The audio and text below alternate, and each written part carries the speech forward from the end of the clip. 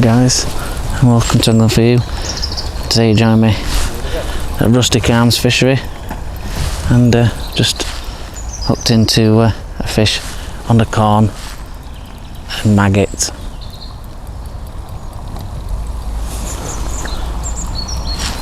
So what we're doing today is alternating corn or maggot on the hook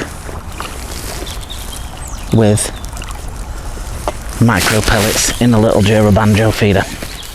And it's a method I like to try out in the colder months, as it's quite a low feed and obviously the pellet, the corn really does stand out. It's a lovely skimmer. Let's get it back. And before we talk through the rig, what we'll do is just give it another cast out. Always check your hook baits when you first get on, and that's on nice. What we've got, this is on a quick stop today, and I've got another little hook link tied up exactly the same length for maggots, and I've got some red maggots. Sometimes when your feeder's not been out too long, like this one, it's got older pellets in, it's a good habit to just flick those out, as they can turn a bit mushy if they've been in after a few casts. So when you flick those out, I'm not putting the hook into the Jura Banjo at all. I'm just letting that free from it. I'm just pushing in. As you can see, it's a really small Jura Banjo, and that's really important, and we'll touch on this when we go through the rig, but we're effectively wanting a really low amount of feed in. And it weighs 15 grams, so it's tiny. It's quite a precarious cast we've got. Takes a little bit of practice with a cast like this. So we've got underneath the trees and underneath the overhanging branch at the other side, which is pretty precarious to say the least, but we're in. Now what we're doing, I'll just put my hood down a little bit so we can see me. What we're doing with, sorry, it just went straight away then, so nothing on there, but maybe just a liner, so we'll recast it out. What we're doing is trying to create a low feed area where we're getting attraction, but maybe just attraction for the odd fish. When we're not trying to overfeed the fish, and obviously today is being brutal.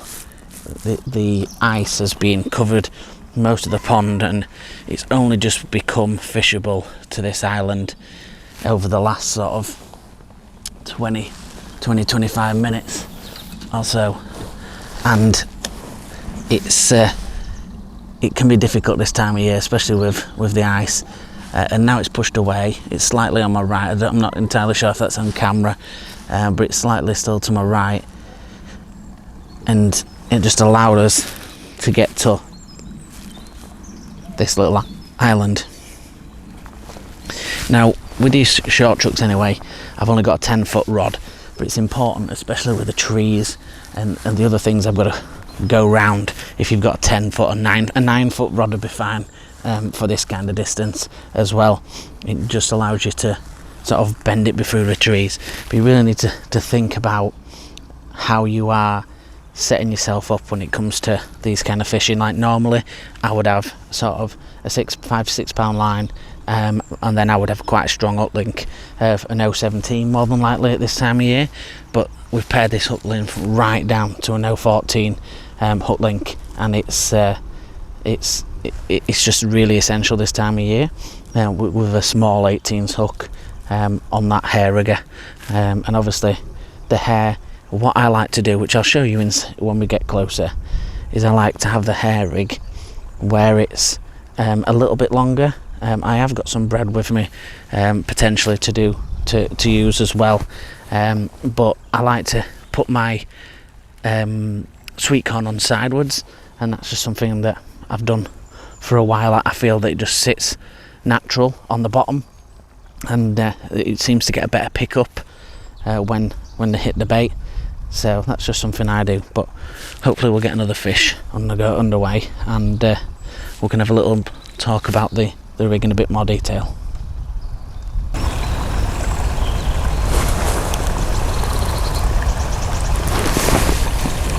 Alright guys, we've done another fish now. This on the double red, this one. So like I was saying at the start, we've just alternated the baits between both. Feels like another skimmer. It is. A bit smaller, this one. Sometimes they do get a little bit smaller when you fish the maggots.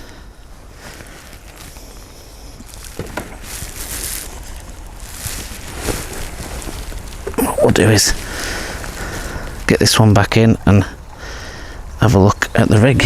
Nice little skimmer. Let's get him back.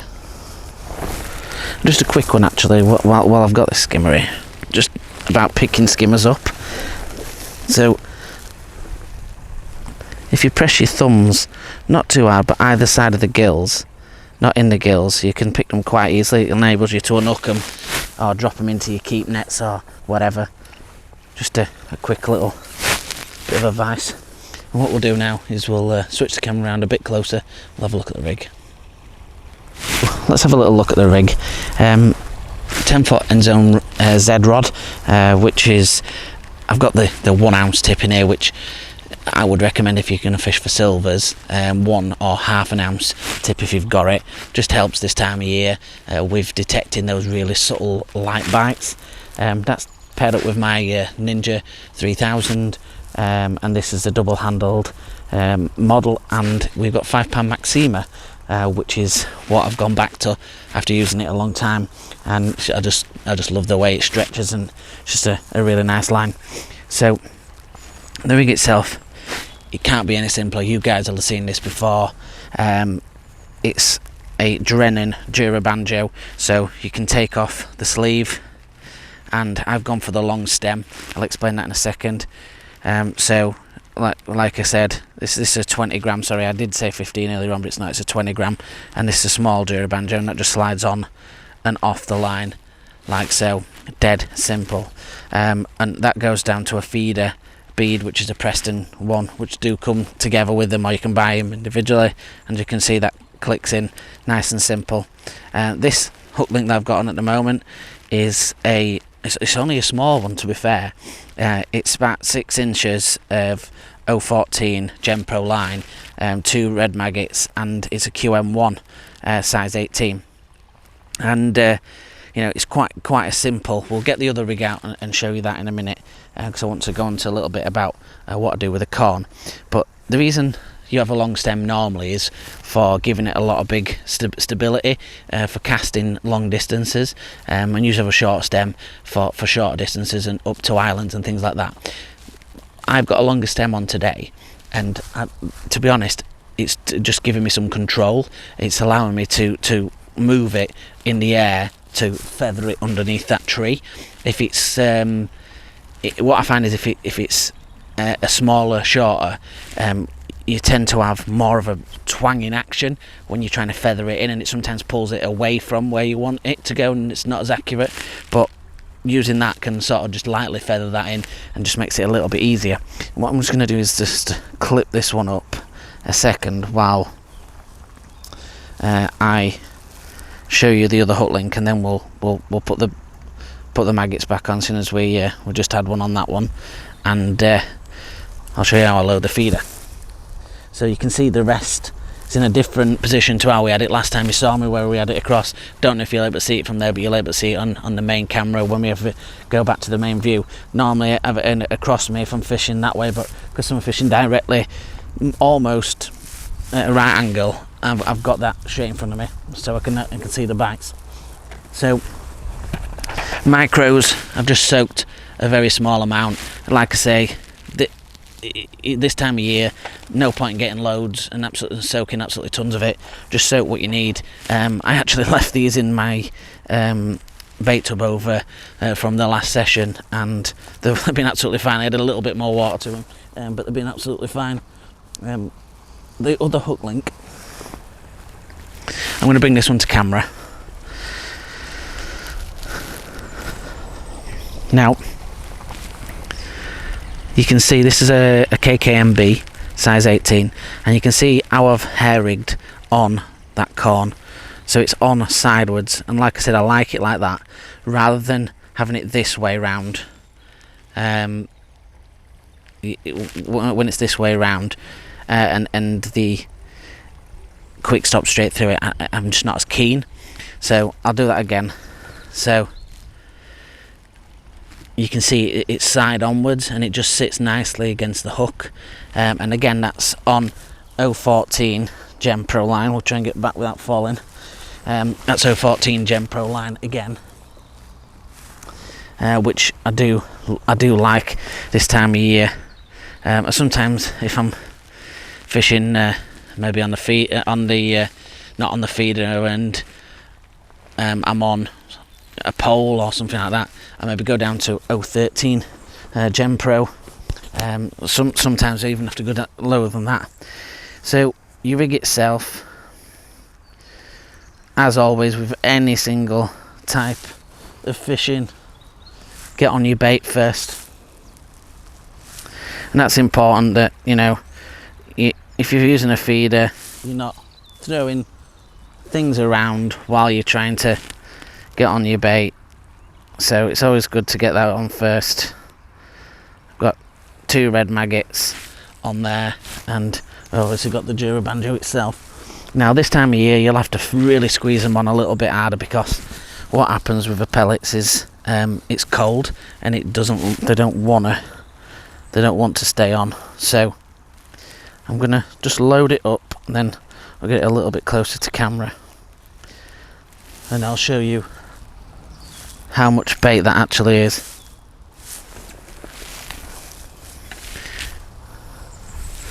So the feeder's loaded there, you can see, and it's only a small feeder. I'm just going to hold that and put this down a second, and I'll just show you how many pellets that is. So we're looking at around that pellet, so there's probably around 30 pellets there, not absolutely tons, and that just allows us to leave that small pile for when we're trying to attract a fish. I won't say a fish at a time, but we're not wanting to overfeed it, and it's really important that you press it really firm, and that allows it to stay in place while you make the most precarious cast you've ever seen in your entire life.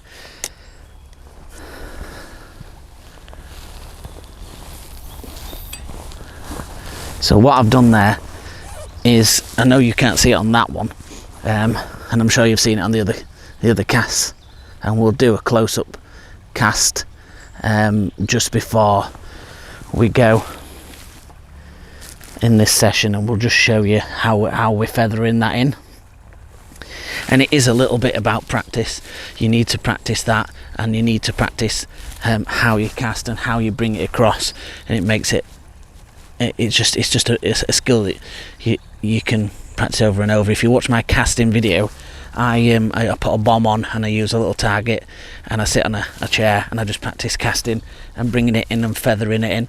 That's just something that takes time and a bit of effort, and like everybody, we only we do get it wrong as well, and we do put it in the bush. Touch wood, I've not done that today, but it's just one of those, and the reward can outweigh the risk sometimes, and if you do get it in those kind of places, you can benefit from it.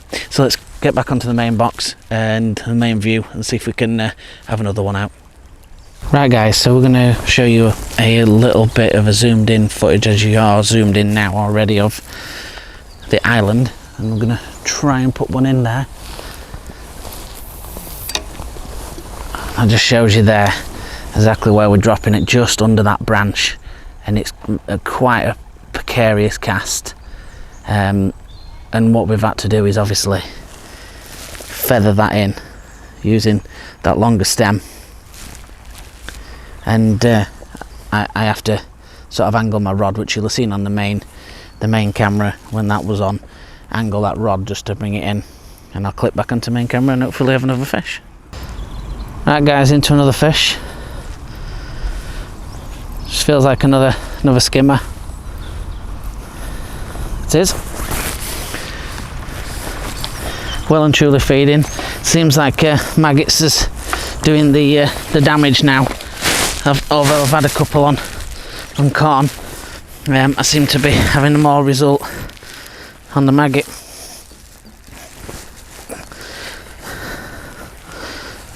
Another nice stamp skimmer. Just hooked in the lip perfectly. These Kern ones, lovely little hook. That must have been in seconds, that one. I've not even got the camera on. Again, lovely. It's easy tiger. It's a bit of an eager beaver, but nice stamp skimmers as well. Be happy to catch these all day in winter, anytime. Let's get another cast out there and see if we can have another. No.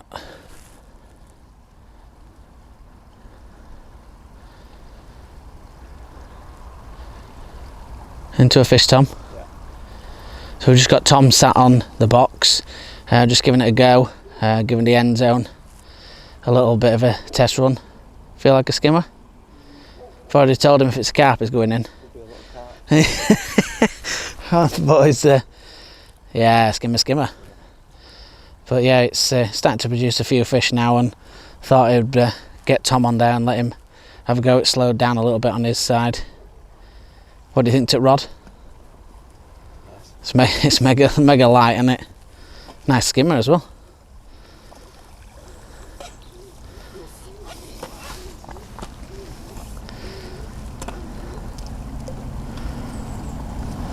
It's a nice skimmer. Yeah.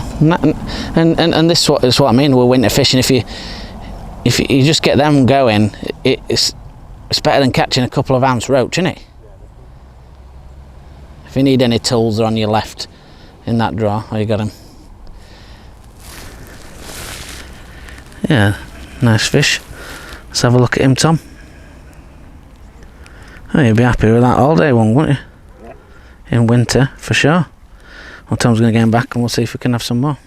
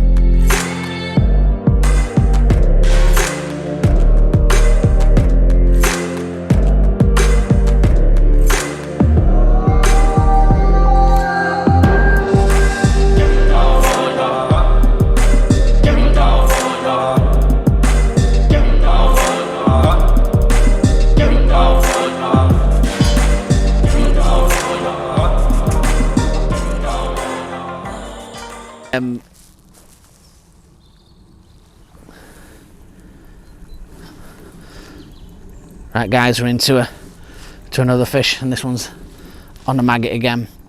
Feels like another skimmer. Obviously a few of them just sat where it's a little bit more difficult to get to. Another nice size one, in he goes. And this is what I mean about winter fishing. I mean, you'd be more than happy to catch these all the time. Oop, slip it. And this is a lovely fish, this one. It's a little bit bigger than the last one that we've had. Maggot's just sat in that top lip. Might need a little disgorger action. I might have to snick it out there with a bit of tweezers. There we go. Just drop down that. It's a lovely fish, that one. That's a lovely skimmer. He's a bit giddy. Got a little bit of damage there, but still a lovely fish. Let's get him back. Freezing cold, full of slime, and we'll get him back. So guys, hopefully this has helped you out. It's just about persistent. This time of year, you've got to be persistent. You've got to, you know, it was slow early doors with all the ice about. We could have given up. We've tried lots of different methods today, and you know, this one's produced absolutely perfect. And you know, that's what it's about when you're fishing. Don't just give up. You have to try a little bit of different methods. Although in the summer it's the same, it's easier to catch, but we'd have quite easily given up today and finished. But the sun is up. The bit of ice has moved across, and you know, we've started to catch a few fish. So you know, hopefully this will give you an insight of another method to put into your armoury, if not something that you've already used. So until the next one, guys, join us on the Facebook group at Angling For You. Join us on the Instagram at angling_for you. Like, share and subscribe. And until the next time, tight lines.